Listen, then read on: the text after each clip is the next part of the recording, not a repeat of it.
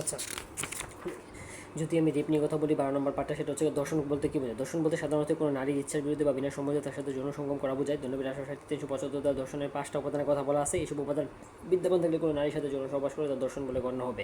উপাদানগুলো হলো তার ইচ্ছার বিরুদ্ধে, তার সম্মতি ছাড়া, মৃত্যু বা আঘাতের ভয় দেখিয়ে সম্মতি আদায় করা, যখন মহিলা মনে করে লোকটা তার স্বামী, যদি পুরুষ লোকটা জানে যে উহা স্বামী নয়, 14 বছরের কম বয়স্ক মেয়ে, সম্মতি বা সম্মতি সহ বা ছাড়া।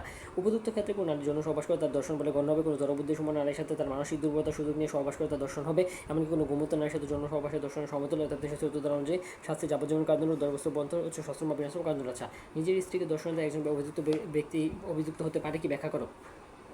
কোনো ব্যক্তির স্ত্রীর বয়স 13 বছরের কম হয়, তাহলে সেই স্ত্রীর সাথে স্বামী বা অনুমতি ছাড়া যেভাবেই হোক না কেন সহবাস করলে তার দর্শন করানো হবে। এক্ষেত্রে শাস্তির বিধান, আচ্ছা, শাস্তির বিধান 370 দ্বারা বলা আছে। ধারা 370 অনুযায়ী দর্শনের শিকার নারী নিজের স্ত্রী হলে 12 বছরের কম বয়স না হলে শাস্তি হবে 2 বছর পর্যন্ত সশ্রম বিনাশ্রম কারাদণ্ড বা অর্থদণ্ড বা উভয়দণ্ড। আর স্ত্রীর বয়স 12 বছরের কম হলে এবং শাস্তির যাবজ্জীবন কারাদণ্ড বা 10 বছর পর্যন্ত সশ্রম বিনাশ্রম কারাদণ্ড এবং অর্থদণ্ড। আর 3 নম্বর হচ্ছে অস্বাভাবিক অপরাধ সময়ের সংক্ষিপ্ত বিবরণ হচ্ছে কাজে। ধনুর 377 অস্বাভাবিক অপরাধ উল্লেখ আছে।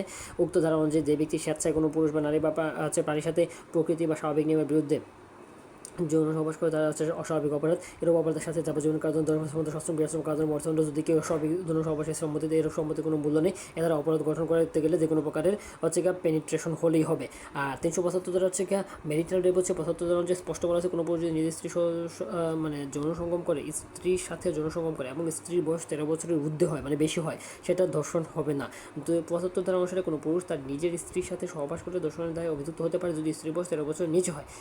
কেরালা হাইকোর্ট 375 ধারা ব্যাখ্যায় বলা আছে অসুস্থ স্ত্রীর বিরুদ্ধে সহবাস করা ধর্ষণ। ঠিক আছে, হচ্ছে কেরালা হাইকোর্ট বলতেছে। আবার কোথায়? কেরালা হাইকোর্ট বলতেছে হচ্ছে আচ্ছা, কেরালা হাইকোর্ট হচ্ছে এটা বলতেছে। আর ধর্ষণ 375 ধারা দর্শন বিষয়ে আইনি বিধানে এখানে বৈবাহিক দর্শনকে অপরাধ বলে গণ্য করা হয় না। শুধু স্ত্রী নাবালিকা হলে তার সাথে জনমিলনকে দর্শন বলা হয়ে থাকে। আচ্ছা,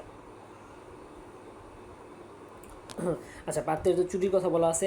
এক নম্বর প্রশ্ন হচ্ছে দণ্ডবিধিতে প্রদত্ত চুরির সংজ্ঞা কি? ব্যাখ্যা দিন। আচ্ছা, 1878 চুরি সম্পর্কে বলা আছে। 378 অনুযায়ী কোনো ব্যক্তি দখলে থাকা অস্থাবর সম্পত্তিকে অসৎভাবে গ্রহণের উদ্দেশ্যে স্থানান্তর করলে তাকে চুরি বলা থাকে। চুরি বলতে কোনো দ্রব্য মালিকের অনুমতি ছাড়া সরানো ও অসাধুভাবে উদ্দেশ্য নিয়ে বোঝায়। 377 অনুসারে চুরির উপাদানগুলো হলো অসাধুভাবে সম্পত্তি গ্রহণ করা, চুরির জন্য অসাধুভাবে অভিপ্রায় একটা গুরুত্বপূর্ণ বিবেচ্য বিষয়। অসাধুভাবে অস্থাবর সম্পত্তি স্থানান্তর গ্রহণ না করার মধ্যে তা চুরি বলে গণ্য হবে না। চুরি সম্পর্কিত বস্তুটা অবশ্যই অস্থাবর হইতে হবে। আর অস্থাবর সম্পর্কে দণ্ডবিধি 22 দ্বারা বলা হয়েছে মামলাটা মাটিতে আবদ্ধ ভূমি বস্তু বাদে বাকি সব কিছু অস্থাবর সম্পত্তি বা বস্তু, যেমন টাকা, ফ্রিজ ইত্যাদি। সম্পত্তি অন্য কোনো ব্যক্তি দখলভুক্ত হতে হবে। যে সম্পত্তি অন্য কোনো ব্যক্তির দখলে ছিল এবং তার অসম্মতিতে উক্ত সম্পত্তি নেওয়া হয়ে থাকে তা চুরি হবে। মূল মালিকের কাছ থেকে কোনো সম্পত্তি বা বস্তু অনুমতি বা সম্মতি ব্যতীত নেওয়া হলে তা চুরি হবে। এখানে মালিকের সম্পত্তি চুরি একটা গুরুত্বপূর্ণ উপাদান। সম্পত্তি স্থানান্তর করা, সম্পত্তি সামান্য হলে স্থানান্তর অপসারণ করা, যেমন কোনো অতিথি বিছানার চাদর বিছানা থেকে তুলে ঘরে বের হয়ে গেলে তা চুরি বলে বিবেচিত হবে। উক্ত উপাদান উপস্থিত থাকলে 378 দ্বারা অধীনে তা চুরি বলে গণ্য হবে।